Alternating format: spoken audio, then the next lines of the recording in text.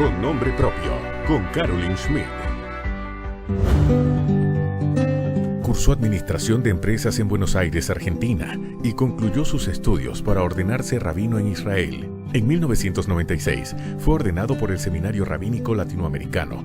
En el 2002, tras liderar una congregación en El Salvador, le llega la oportunidad de dirigir la sinagoga Kol Sherit en Panamá. Es director ejecutivo del Congreso Judío Panameño y miembro del Comité Interreligioso de Panamá, columnista, coautor y profesor de estudios judíos. Con nombre propio, presenta al rabino Gustavo Kraselnik, líder espiritual de Kol Sherit Israel.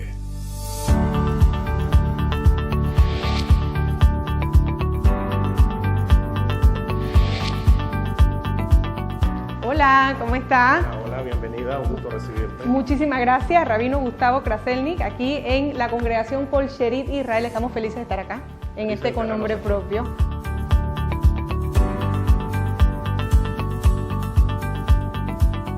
Bueno, vamos a conocer un poquito esta sinagoga a la medida que vamos a hablar un poquito de usted y también del judaísmo. Y me llama mucho la atención, ya tiene 13 años en Panamá. Pero viendo un poquito para atrás, usted estaba estudiando Administración de Empresas en Buenos Aires, un joven, ¿cómo un joven que estudia Administración de Empresas le llega como ese llamado a ser rabino y cómo se prepara uno para ser rabino? Bueno, fue al revés. Yo a los 13 años decidí que quería ser rabino. Ah, sí. Pero nuestra formación rabínica nos llama también a estudiar en la universidad para que tengamos una formación amplia. Okay. Así que estudié Administración de Empresas porque dije, algunas herramientas me van a servir, pero mi vocación siempre fue el rabinato. ¿Y cómo a los 13 años usted tiene ese llamado? ¿Tenía una familia donde se practicaba mucho la religión? No, mi cuñado, el novio en ese momento el novio de mi hermana, hoy el esposo de mi hermana mayor, es rabino. Él trajo a mi pequeña sinagoga de barrio una visión moderna del judaísmo, donde todo era más chévere, la plegaria era más significativa, los sermones eran relevantes. Así que yo dije, eso es para mí.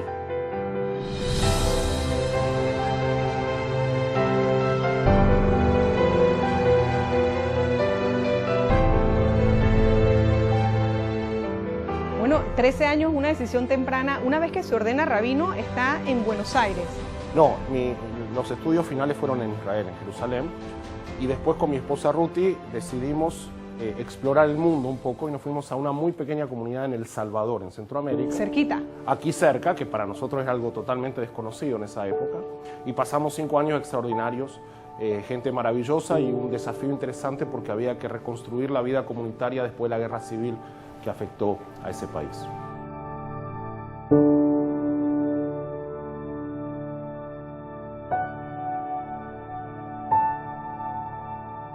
Y una vez usted llega de El Salvador a Panamá. Sí, después de un periodo en El Salvador queríamos cambiar horizontes, nuevos desafíos. Conocíamos a alguna gente aquí en Panamá, de Kol Sherit, que nos dijeron, creemos que son ustedes los indicados para liderar el proceso de la congregación. Bueno, hicimos un buen match, conversamos sobre los proyectos comunes, los procesos, y llegamos en el 2002, casi 15 años. Casi 15 años, bueno, y vamos a entrar, creo que esta es la biblioteca. Esta es la biblioteca que se está convirtiendo en un museo. Estamos trabajando para mantener viva la memoria, recopilar las historias, los documentos y poder mostrar y compartir la riqueza de esta congregación. Tiene 140 años de historia que nos llena de orgullo y creemos que vale la pena cuidar esa historia y poder compartirla. Y para poner un poquito en contexto, estamos hablando en Panamá, la comunidad judía es muy importante. Alrededor de 15.000 judíos viven en Panamá, pero se divide en 3 comunidades, ¿no? 3 congregaciones. La Kol Sherit es una de ellas. Cuéntenos un poquito qué diferencia la Kol Sherit, digamos, de las otras comunidades judías que hay en Panamá.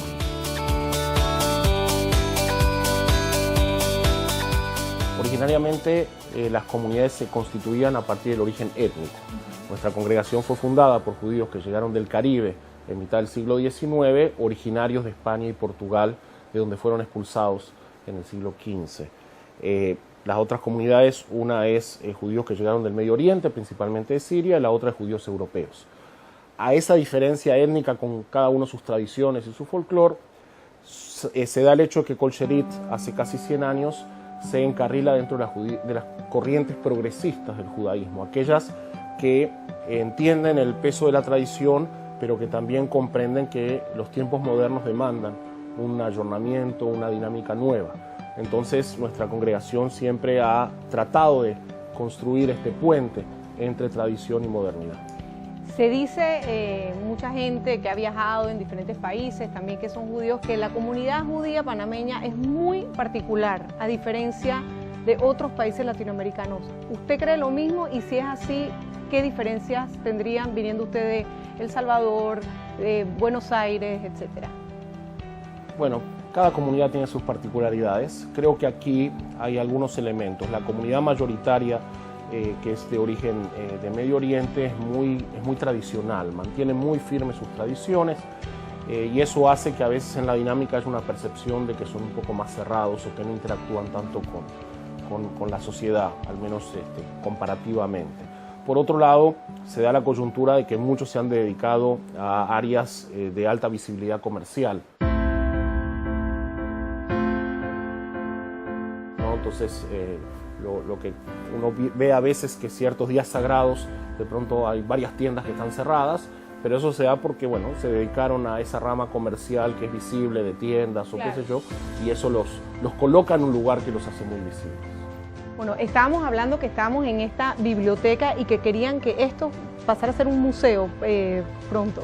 Sí, estamos trabajando hace 3 años, hay un grupo de voluntarios que empezaron a recopilar testimonios orales, después documentos y que árboles genealógicos, porque estas familias originarias, fundadoras, además traían una rica tradición que la pueden remontar 5, 6, 7 siglos para atrás. Entonces hay una riqueza histórica, hay una riqueza relativa a lo que es la historia judía en Panamá, que nos parece que es muy valiosa y que queremos no solo tener, sino compartir y mostrar. Bueno, vamos a hacer una breve pausa. Al regresar vamos a hablar un poquito de esos 140 años. Esta es la comunidad judía panameña más antigua y también de esta congregación han salido personajes importantes en la historia panameña, como bien lo decía. Todo esto y muchísimo más al volver de la pausa aquí hoy desde la sinagoga Kol Sherit Israel. Ya volvemos. Estamos de vuelta. Hoy con nombre propio presenta a Gustavo Kraselnik.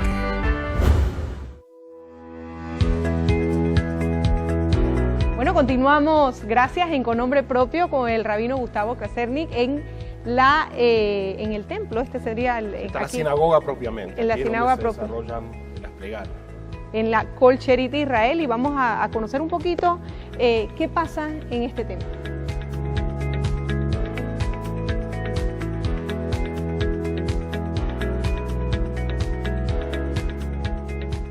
Bueno, aquí es el lugar donde la gente se congrega para las plegarias en la tradición judía. Más allá de la experiencia individual de rezar, de conectarse con lo trascendente, es necesario que la gente se congregue en ciertos momentos determinados para compartir la experiencia de la plegaria, y eso ocurre en este lugar precisamente. Hablamos un poquito de esta congregación en particular, que es la más antigua de Panamá, importante decirlo sabiendo la influencia tan importante que tiene la comunidad judía en nuestro país. 140 años y casi 15 años suyos aquí en esta congregación, una congregación donde además, hablando de historia, ha tenido 2 presidentes. Interesante también que en los funerales de Estado se tuvieron que hacer adaptaciones en el único país de Latinoamérica para estos funerales, viniendo de esta congregación Kol Sherit. Cuando usted vino aquí a Panamá, ¿cuál fue su primer misión en esta congregación o cuál fue su mayor reto y cómo fueron esos primeros años cuando llegó?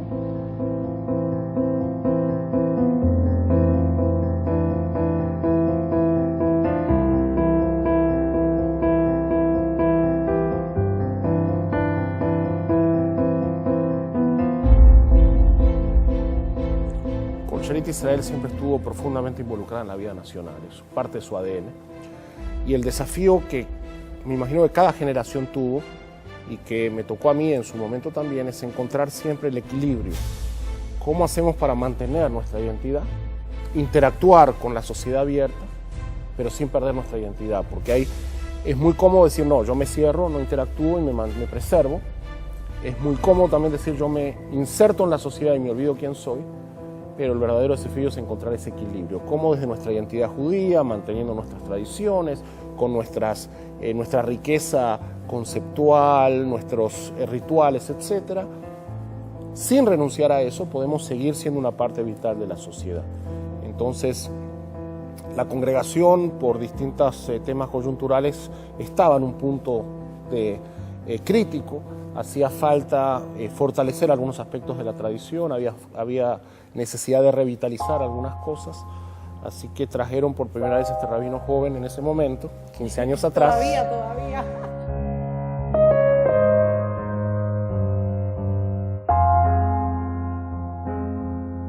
Yo soy el primer rabino en la historia que habla español como lengua materna, porque los rabinos generalmente venían de Estados Unidos, y eso también era una estructura mental diferente. Parte del proceso es avanzar en salir de la sinagoga hacia un centro comunitario. Y me encanta que toque ese tema, porque si hay algo que yo admiro y me parece sumamente enriquecedor de la religión judía, y igual aquí en Colcherita específicamente me lo podrá explicar mejor, es que el judaísmo va más allá de practicar una religión. Cuando uno habla de una persona que es judía, habla de tradiciones, habla de cultura. ¿Qué otras cosas pasan en una sinagoga y aquí en Colcherita, Israel, además de venir al templo y congregarse para rezar? Sí, sin duda que el judaísmo trasciende la definición de la religión, que es una definición estrecha, porque hay muchos otros factores que no son fundamentalmente religiosos, pero que forman parte de la identidad judía. Tenemos a veces clases de bailes folclóricos israelíes o bailes tradicionales judíos, tenemos un coro que tiene una función litúrgica, pero que también hay presentaciones de otro tipo de repertorio moderno o no solo religioso, sino también canciones así actuales.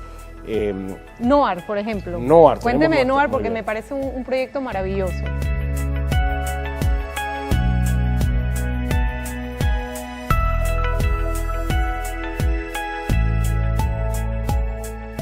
Noar es nuestra agrupación juvenil, es un espacio de educación no formal en donde los jóvenes, 17, 18 años, son los encargados de llevar adelante actividades para los más pequeños, de 5 años hacia arriba, en un espacio en donde se promueve mucho la identidad, la participación, el juego, pero también se transmiten valores, principios, contenidos. Entonces, en nuestro caso, los sábados en la tarde, un montón de niños vienen aquí a pasarla bien, a divertirse y a fortalecer su pertenencia al pueblo judío, a la comunidad, y lo más interesante es que son los propios jóvenes los que lideran la cosa, ¿no? Por eso estábamos viendo que cuando hablamos de Colcherita Israel veíamos la biblioteca, veíamos que hay salones de fiestas, aquí se celebran después de la ceremonia bodas, todo este tipo de actividades que van más allá, como decía usted, de la misma religión per se. Sí, somos una comunidad, compartimos la vida, ¿no? No es exclusiva, pero compartimos la vida y eso implica también, no sé, clubes de lectura, cineforos, actividades sociales. La semana pasada tuvimos una noche típica panameña con un desfile de polleras extraordinario.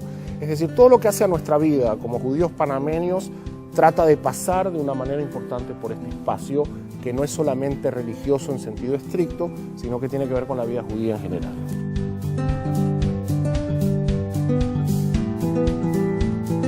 Hablemos estamos a vísperas de Hanukkah, y bueno, sabemos que hay velas y sabemos que también hay regalos, pero queremos que nos explique cuál es el significado de Hanukkah en la religión judía.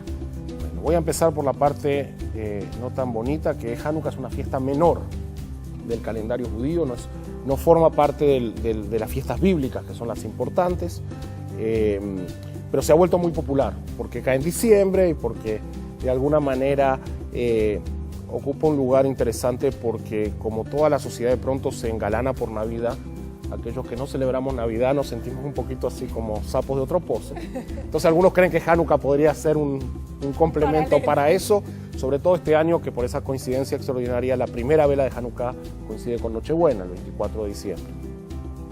Hanukkah rememora unos eventos históricos que sucedieron en el siglo II antes de la Era Común.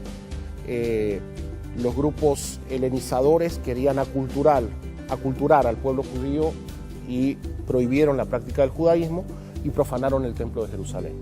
Un pequeño grupo de la periferia de la ciudad, por el pueblito de Modín, lejos de Jerusalén, se rebeló contra esta iniciativa, luchó, peleó físicamente y pudo recuperar el templo y purificarlo. Y la leyenda cuenta que cuando llegaron al templo e iban a encender el candelabro de 7 velas que iluminaba el templo, encontraron que había solo aceite para un día. Pero ocurrió un milagro y el aceite duró 8 días, que era el tiempo necesario para conseguir aceite nuevo.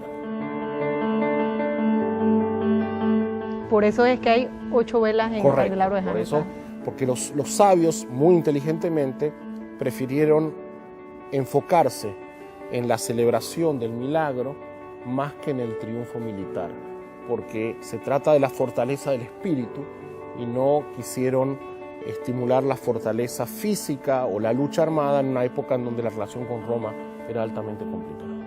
Brevemente me decía que Hanukkah de hecho no es de las fiestas más, digamos, relevantes. ¿Cuáles serían, digamos, las 2 o 3 fiestas que deberíamos de conocer?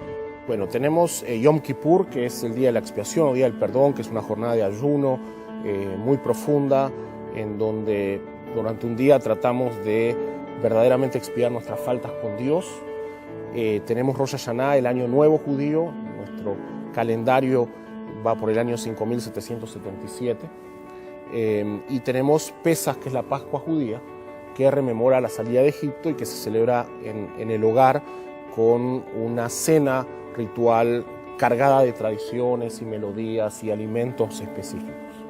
Bueno, interesantísimo lo que estamos aprendiendo de la religión judía y también, por supuesto, de esta congregación Kol-Sherit Israel. Vamos a hacer una breve pausa. Al regresar continuamos con más en esta interesante entrevista. Ya volvemos.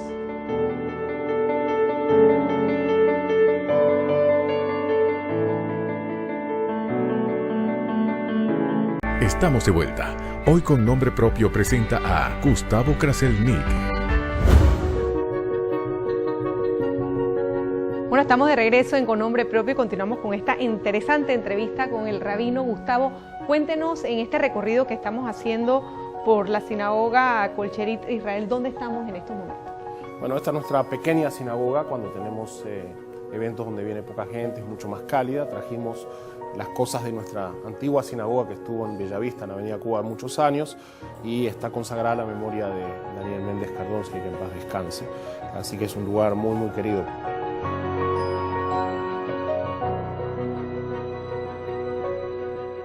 Bueno, vamos a conversar de otros temas interesantes además, porque además de ser rabino y estar aquí, tiene varias funciones, digamos, fuera de la misma congregación, en representación de su congregación, valga la redundancia. Usted es director ejecutivo de la Comisión Judío Panameño, Congreso Judío Panameño. Cuénteme qué pasa ahí.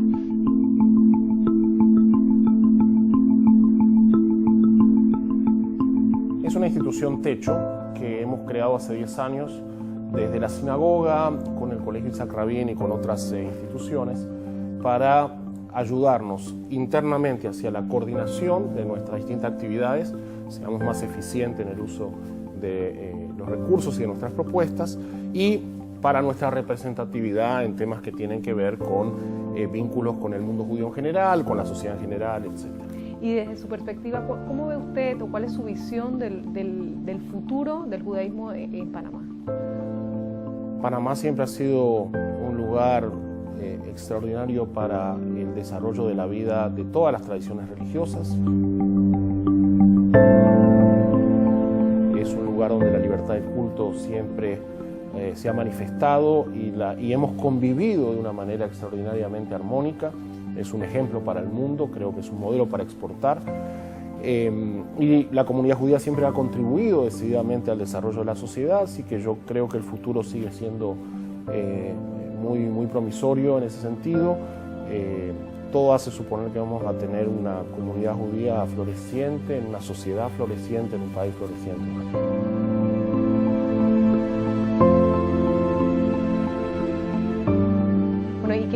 que toca el tema de esa convivencia maravillosa que tenemos aquí en Panamá, donde varias religiones se juntan y vivimos en armonía y paz. Usted forma parte de ese comité interreligioso. ¿Qué pasa ahí? Y es interesante porque de verdad, como bien lo dice, somos un ejemplo para el mundo, ¿no? ¿Quiénes lo forman y qué pasa ahí? Sí, hace años que los líderes religiosos venimos trabajando, incluso de hace 50 años ya hay antecedentes. Quien lideró esto durante mucho tiempo fue el padre Néstor Jaén, que en paz descanse, que empezó a aglutinar de manera sistemática a las distintas iglesias cristianas, a la comunidad judía, a la comunidad islámica, a la comunidad bahá'í. Y los líderes religiosos venimos trabajando en iniciativas varias que apuntan a eso, a conocernos, a romper barreras, prejuicios, a trabajar en proyectos que compartimos. Tenemos diferencias desde lo doctrinal, desde las tradiciones de cada uno, pero también tenemos muchas cosas en común y nuestro deseo de trabajar juntos por una sociedad mejor, más justa y solidaria. Y me encanta que toque el tema porque puede sonar muy filosófico, pero es que ustedes realmente lo llevan a la práctica. Y quiero poner el ejemplo específico de esa relación que tiene Colcherita Israel con la parroquia de San Lucas, por ejemplo. ¿Cómo se dio eso y qué es lo que están ustedes haciendo en conjunto? Se dio a partir de una conversación que nos conocimos con el padre Miguel Ángel, que es el párroco aquí en San Lucas, en Costa del Este. Los dos escribimos en una misma publicación barrial y conversamos, y en esa química que fue creándose decidimos que había que traducir estos conceptos teóricos a la práctica y bajarlo a la comunidad.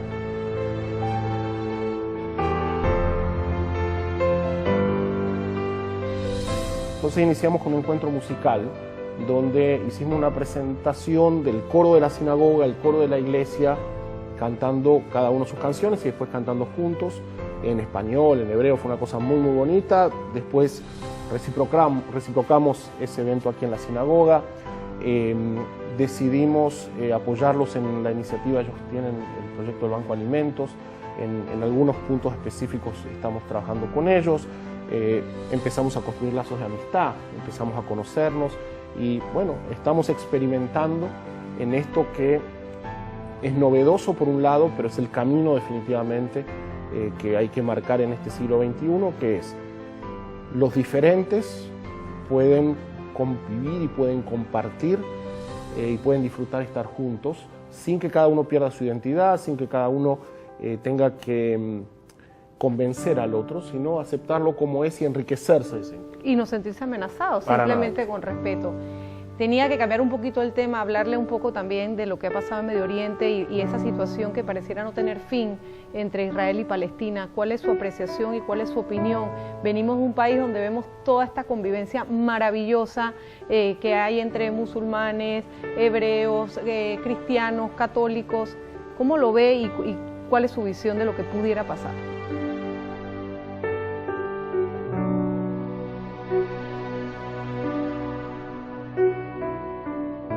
La situación de Medio Oriente es sumamente compleja. A mí me asusta cuando la gente toma partido rápidamente de un lado o del otro, así como simplificando. Es una situación muy, muy difícil. Hay al menos 100 años de desarrollo y evolución. Hay dos pueblos en una misma tierra. Creo que el reto es lo que te mencionaba antes, ¿no? Tener siempre presente la búsqueda del equilibrio en donde uno desde su propia identidad se involucra en el conjunto, en la sociedad. Creo que es valioso la tradición, lo que uno tiene para aportar y tiene que encontrar el timing adecuado para hacerlo, sin diluirse en el conjunto, sin quedarse encerrado en quien uno es. Vivimos tiempos de muchos cambios. Entonces la gente le tiene miedo y prefiere aferrarse a lo que conoce, al statu quo, entonces no quiere abrirse. Otros se entusiasman demasiado en esta apertura y se olvidan de dónde vienen y quiénes son. Creo que el desafío de cada día, te diría que es desde lo personal y desde mi tarea como rabino de la congregación, como líder religioso, es encontrar siempre este balance adecuado. ¿Cuál ha sido el mayor aprendizaje? Que cada persona es un mundo, cada historia es diferente a otras. Uno tiende a etiquetar rápidamente, tiende a sacar conclusiones. Leí un libro que decía que nuestro cerebro piensa muy rápido y saca conclusiones muy rápidas, que no necesariamente son exactas, que después las justifica, ¿no? Entonces nos pasa eso, conocemos gente, escuchamos historias, sacamos conclusiones de cuáles son los valores, por qué toman las decisiones, etc. Y uno cuando escucha las historias se da cuenta que las cosas son mucho más complejas, son mucho más complicadas, que no hay que apresurarse en los juicios, que hay que tener la sensibilidad para entender el contexto y la circunstancia de cada caso. Bueno, yo le quiero dar las gracias. Ha sido una tarde maravillosa donde hemos conocido no solo de usted, sino de esta congregación Kol-Sherit y de también la religión del judaísmo en general. Yo siempre despido el programa con un mensaje de cuál es para usted la clave del éxito. Bueno, gracias por la visita, la entrevista, este momento agradable, a todo el equipo que ha colaborado. Yo creo que hay una mezcla de pasión y convicción. Uno tiene que tener firmes sus ideas y entregarse apasionadamente, sin fanatismo, sin locuras, pero decidido a dar el 100% por aquello que creo. Bueno, muchísimas gracias, Rabino Gustavo, a todos ustedes, gracias también por habernos acompañado en una edición más de Con Nombre Propio. Les recuerdo, si ustedes quieren volver a ver esta edición, la pueden hacer a través del canal 1, el VOD de Cable Onda. Será hasta la próxima. Chao. Gracias.